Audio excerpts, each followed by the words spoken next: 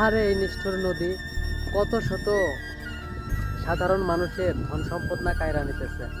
তো গাইস, আমি এখন আছি জামালপুর জেলার দেওয়ানগঞ্জ থানার আনন্দবাড়ি।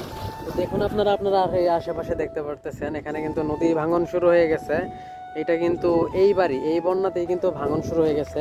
তো আপনারা এখানে দেখতে পারতেছেন একটা বাড়ি, হয়তো বা এই বাড়িটা এখানে আর থাকবে মাত্র 2 দিন পরে হয়তো বা এই বাড়িটার অস্তিত্ব আর এখানে পাওয়া যাবে না। দেখুন নদীটা কিন্তু বিশাল, এটা হচ্ছে যমুনা নদী। দেখুন অবস্থাটা দেখুন, এখানে কি পরিমাণে নদী ভাঙন শুরু হয়ে গেছে। এখানে দেখুন মিনিটে মিনিটে কিন্তু ভাঙতেছে।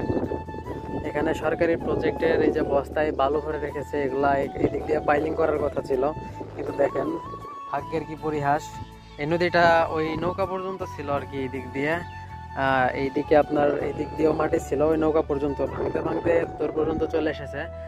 হয়তো বা এই বাড়িটার বাঁচানো সম্ভব হবে না। তো আপনারা দেখতে পারতেছেন এই জায়গায়, এই যে দেখুন এগুলো কিন্তু এখন পানিতে পড়া শুরু হয়ে যাবে।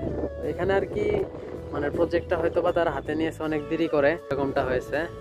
আপনারা দেখতে পারতেছেন এইদিকে দেখুন, মানে সেকেন্ডে ভাঙতেছে, কি আর বলবো।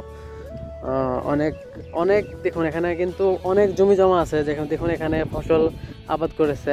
তো এই জায়গায় দেখুন পাট, আবার এই জায়গায় যে কাউন বলে ওইগুলো এখানে চাষ করেছে।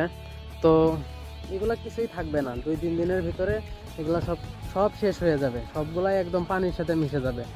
তো ওইদিকে দেখলাম যারা পাট চাষ করেছে, তো তারা পাট কাটা অলরেডি শুরু করে দিয়েছে। তার কারণ নদী যেভাবে ভাঙতেছে এটা বেশি দিন নেই, এই জায়গাটা একদম শেষ হয়ে যাবে। দেখুন জায়গাটার কি অবস্থা। এই যে দেখুন সরকারি প্রজেক্টের যে বালু রেখেছিল বস্তায়, তো আমি অনেককে জিজ্ঞেস করলাম এই জায়গায় এই দিক থেকে অনেকগুলা ছিল আরো, তো সেগুলা কিন্তু ভেঙে পানিতে পড়ে গেছে। তো ওইদিকে আমি কয়েকজনকে দেখতে পাইতেছি, তো দেখি ওই দিকে এগিয়ে যাই এবং তাদের সাথে একটু কথা বলি, দেখি কি অবস্থা।